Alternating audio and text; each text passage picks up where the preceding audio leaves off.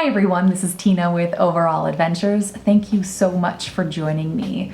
Mind mapping is such a cool tool, and I'm really excited to talk to you about how you can use it specifically in your journal. So I've got 5 benefits of mind mapping and 5 different types of mind maps to show you and how you can actually use them today. So let's get started. If you don't know, a mind map is a diagram used to visually organize information into a hierarchy, showing relationships among pieces of the whole. It's all about connections and making connections visually on paper, which lead to new reflections and new insights. A couple benefits of mind maps specifically in your journal. 1, you get to visualize the chaotic or maybe calm state of mind that you have on paper. It's a really great way to check in with yourself and see like what's going on in my head and heart space. 2, it is an incredible tool to clear your mind, brain dump all of your thoughts and maybe the stuff that's going on onto the page, and also kind of create some organization out of that chaos. 3, it's a great way to uncover feelings that maybe you didn't know you had or you didn't know were there, but also make connections between maybe feelings and events or things that are happening, and be able to reflect on them on a deeper level. 4, do you ever have that thing where your mind is like racing and you have so much you want to write down, but your pen just can't keep up with the way that your thoughts are going?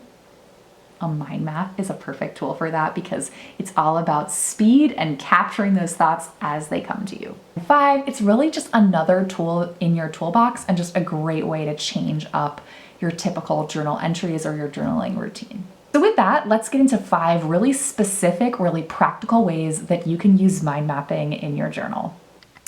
So the first way I'm calling, I haven't journaled in a while and I have a lot to write about. So I love this for this kind of purpose. So we start off, you can put something in the center, or you could just say, hey, I haven't journaled in a while. And then I really like listing the events that happened because I haven't journaled in a while. So like what's been going on? Maybe, I don't know, maybe I got sick, maybe I went to a concert, maybe I saw a friend. I don't know, something like that. And then you can detail just in bullet points what happened. This way you can like capture the memory pretty quickly. And maybe any questions that came up or anything that was on your mind related to that event. Another option you could do is like a cause and effect kind of thing. I thought this was kind of fun. So maybe this is more of like a conflict or something that happened that you're not too happy about. And you know, what caused it and how, you know, what are the consequences of that and how did that impact you? For event 3, I just gave you like a different kind of layout you could do. So maybe some subtopics and some feelings that maybe came up as a result of that event. And then maybe it reminds me of. So I love a head, heart, soul check-in. And I think I do this often when it comes to my actual long form journal entries. But when you come up with like bullet points like this, you can really dive in at a quicker pace.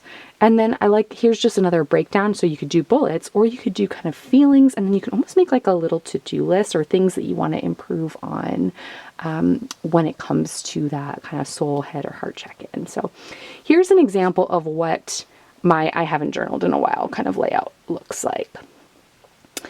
Another option, or option 2, would be emotion. So let's say you're feeling a really big emotion and you want to explore where it's coming from, and maybe you don't really know why or where this feeling is coming from. So you might want to put your emotion in the center. So sadness, anger, excitement, joy, whatever it is, and then break it down by reasons. So reason number 1 that you're feeling that, and it could be like a specific event that led to that emotion. Reason number 2, here's another example. How is it making your body feel, or how is it impacting your body? And then reason number 3, you could just write something like, I don't know, like I'm stuck. I'm going to show you how I break each of these down. So for something like an event that happened that triggered an emotion, you can write down exactly what happened objectively and then how I felt or what it brought up. And then I love a reminds me of. I think that's really important. Maybe it's connected to a separate memory or a separate thing that happened in the past, and it reminds you of what and then why. Why does it remind you of that? And this is really helping you trying to make those connections between the event and the emotion. So for example, I might come up with a new connection or perspective here. And this is what's so fun about mind mapping is you could do this kind of as you go, making new connections. But like, why do I feel X and what can I do to feel more Y? So now I'm going to jump here to impacting my body. So I just put a couple symptoms. So I might feel, tense in my head, like tightness in my chest, difficulty breathing, things like that. And then ways to respond instead. Love this. So options of, I could take some deep breaths. I could go for a walk, things like that actually, that help you. Let's say you just don't know. Let's just say you're like, I'm feeling really angry. I have no idea why. We can do a possible cause and effect thing. And then what's cool about this kind of mind map is you can get this out again quickly with speed, but then you might find something in this map that you could pull out and write more about in a separate entry. So love that. For mind map option number 3, this is totally just inspiration overload. So let's say something is inspiring you or you're getting really excited about some kind of new idea and you want to just get it down on the paper and come up with some different options of exploring that idea. So for example, X inspires me, Y inspires me. And so I just took these 2 points, broke them off into separate subtopics. Same with here, subtopics, maybe a research section, maybe some questions that I have, maybe some notes that I'm going to take, diving deeper into why does this inspire me, and then maybe kind of making a connection here. So what do these ideas have in common?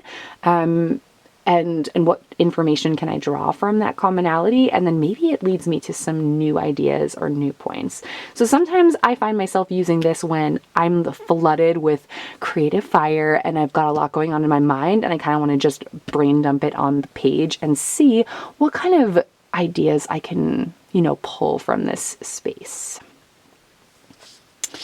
Our next mind map option would be goal setting. So I'm sure you've seen this kind of thing around, but I tried to make it a little bit more journaly. So for example, we start with our big goal in the center, and then we break it down into micro steps or mini steps of how to get to that goal. So mini step 1, 2, 3, and 4. So let's say we start with mini step 1, we've got things we need to research, and I always find intentionality is super important. So why is this important to me? Why does this goal matter? Then we've got mini step number 2. So that could be just a to-do list to make that second step happen. And then maybe things I need to learn. For mini step 3, it could be questions I have. Again, why is this important to me? Maybe supplies I need. You could do little doodles or things like that.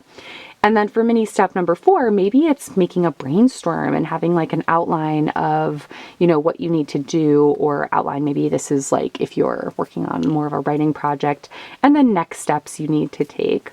I also kind of like this idea of feelings around this big goal. So I just did little like smiley faces and stuff, but you could, if you had space, absolutely elaborate on that or turn it into bullet points or something like that.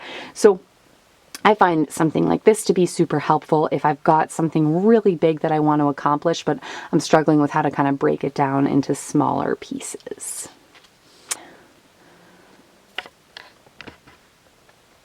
And then last but not least, we've got our flow chart. So I think sometimes it's just nice to have, different options of layouts, but I love this for confusing moments that I have in life, or maybe confusing feelings, and I'm not sure where to go. So for example, X happens. So an event, a conflict, some kind of incident happened. And then I'm going to kind of break that down into different chunks. So the WXYZ could be why it happened. It could be mini events that happen within the big one. It could be really anything. It's kind of hard to say since I was trying to keep this as a template almost for you all, but you could break this down into, things that were spoken or things that were said. And then beneath each of those, why do I feel this way? So X happened, conflict, here's something that was said, or here's a feeling I have, and then why do I feel that feeling? And then what can I do about it? Again, breaking it down into some nice bullet points, and then how am I feeling right now? So I tried to have like a visual that you could walk through to help you figure out a little bit more insight into that confusing moment or that confusing feeling. So what do you think? Could you use mind mapping in your journaling? Do you already use mind mapping in your journaling? If so, what kind of mind maps do you make? Let us know in the comments below. Thank you so much for joining, and I look forward to talking to you soon. Peace.